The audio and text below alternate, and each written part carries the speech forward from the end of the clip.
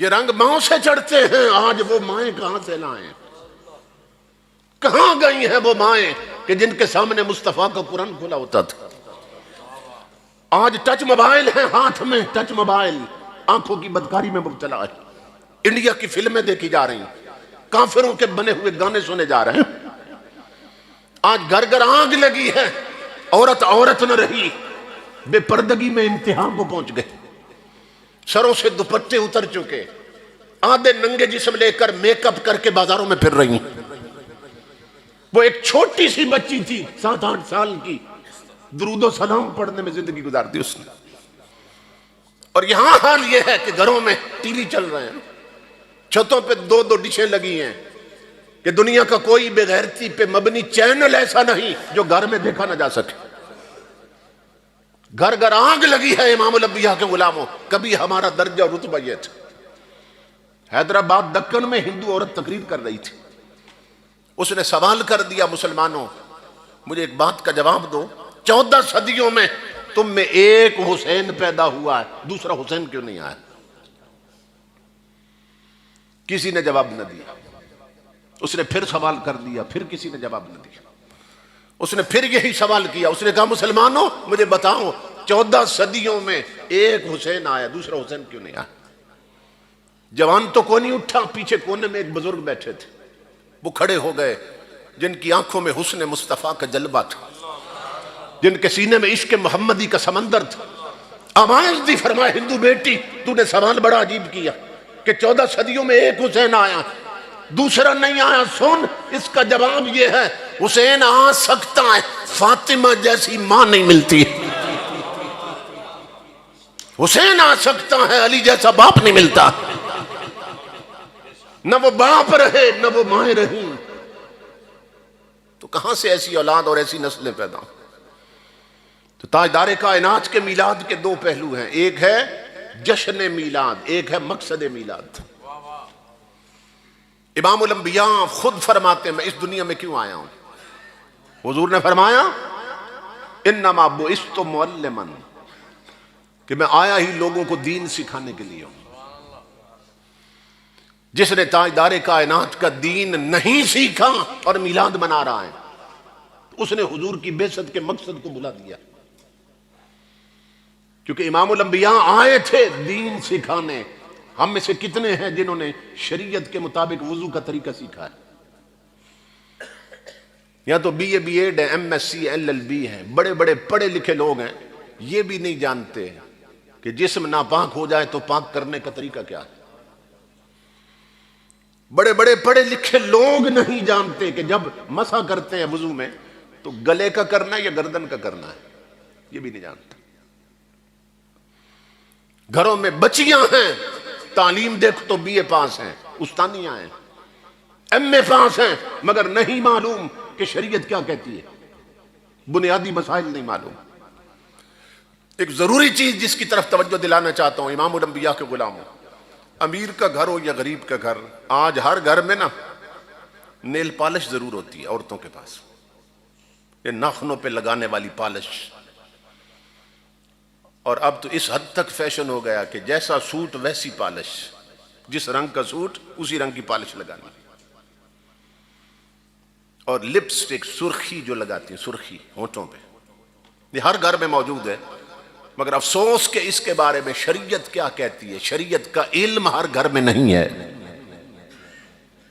یہ جو ناخن ہے نا، یہ اللہ نے بنایا، جب عورت ان پر پالش لگاتی ہے تو یہ اسی طرح چھپ جاتے ہیں جس طرح دروازے پہ، لکڑی کے دروازے پہ آپ پینٹ کرتے ہیں تو وہ چھپ جاتا ہے۔ تو جس عورت نے نیل پالش لگا رکھی ہو نا، اس کا جسم ناپاک ہو جائے، شادی شدہ عورت جسم ناپاک ہو جائے یا بالغ عورت جسم ناپاک ہو جائے،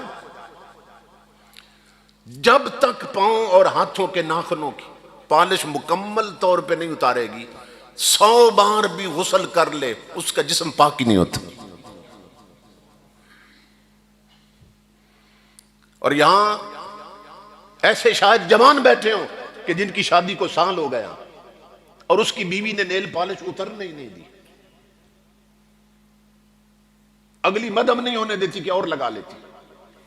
اور ایک سال میں جسم ناپاک ہوا 100 بار 1000 بار، اور شریعت مصطفیٰ کے مطابق غسل نہیں ہوا ایک بار بھی، وہ کتنی گندی ہو چکی ہے، وہ کتنی ناپاک ہو چکی ہے۔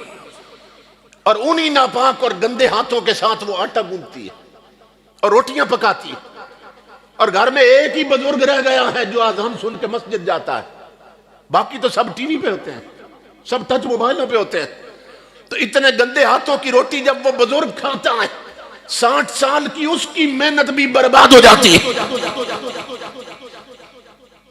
جو اس نے کئی سال سجدے کر کے اندر نور بھرا تھا، اتنے گندے ناپاک ہاتھوں کی روٹی کھا کے وہ نور بھی ختم کروا بیٹھتا۔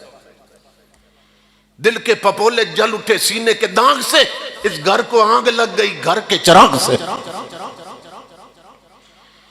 اس طرف توجہ نہیں حضور کے غلاموں۔ اسی طرح اکثر باہر ملکوں سے بن کے آنے والی جو سرخی ہے لپسٹک، اس میں خنزیر کی چربی ملی ہوتی ہے، خنزیر کی چربی ملی ہوتی ہے سرخی کے اندر،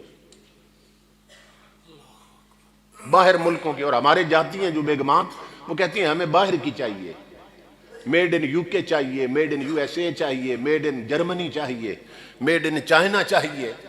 تو وہ کہتی ہیں ہمیں باہر ملکوں کی جو میک اپ کٹ ہے وہ دو، اور وہ سرخی میں وہ چونکہ خنزیر کھاتے ہیں اور اس کی چربی سرخی میں ڈالتے ہیں، اور وہ سرخی ہماری بہو بیٹیاں ہونٹوں پہ لگاتی ہیں۔ شریعت کے مطابق غسل نہ کر کے اتنی ناپاک تھیں، اور اس پر مزید یہ ستم ہوا کہ یہاں وہ سرخی لگائی جس میں خنزیر کی چربی شامل۔ ایسی ماں کی جھولی میں غازی کہاں سے آئیں گے، نمازی کہاں سے آئیں گے؟ اس لیے گھروں میں بتاؤ، اللہ رب العزت نے وہ جو دنداسا بنایا اس سے سرخی کی کمی بھی پوری ہو جاتی ہے، دانت بھی صاف ہوتے ہیں اور ہونٹ بھی لال ہو جاتے ہیں۔ تو عورتیں اگر دنداسا کر لیں تو کیا قیامت برپا ہو جائے گی؟ یہ غیر مسلموں کی بنی ہوئی گندی چیزیں۔ میں نے یورپ میں، انگلینڈ میں، برمنگھم سے لے کر اسکاٹ لینڈ کا شہر ڈنڈی، ان کی نیشنل کوچز میں 8-8 گھنٹے کا سفر کیا ہے۔ تو وہاں میں نے جس طرح ہمارے ہاں بکریوں کے ریوڑ ہیں نا، اسی طرح وہاں خنزیروں کے ریوڑ دیکھے۔ وہ خنزیر کھاتے ہیں، ان کی پسندیدہ ڈش ہے اس کا گوشت۔ تو جو چربی ہوتی ہے وہ سرخی میں ملاتے ہیں۔ انجام غلامی کیا کہ یہ بربادی سی بربادی ہے۔ جو درس ہے بطحاں نے دیا وہ درس پڑھانا بھول گئے۔ عبرت کا مرکہ یہ پستی اور قابل حیرت یہ مستی، اوروں کو جگانا یاد رہا خود ہوش میں آنا بھول گئے۔ اس لیے امام الانبیاء کے غلاموں، گھر میں خواتین کو بتاؤ، منت کرو، ان کی سماجت کرو، حکمت عملی سے انہیں سمجھاؤ کہ تم حضور کی امت کی بیٹیاں ہو، اپنے جسم کو پاک کرنے کا طریقہ سیکھو۔ یہاں حالات اس حد تک بگڑ چکے کہ آج ہمارے ملک میں جنس تبدیل ہونے کی باتیں ہو رہی ہیں۔ ٹرانسجینڈر بل پاس ہونے کے لیے کوشش ہوئی کہ لڑکی چاہے تو آپریشن کروا کے لڑکا بن جائے، اور لڑکا چاہے تو آپریشن کروا کے لڑکی بن جائے۔ آدھے سے زیادہ ملک عذاب کی لپیٹ میں، سیلاب کی لپیٹ میں۔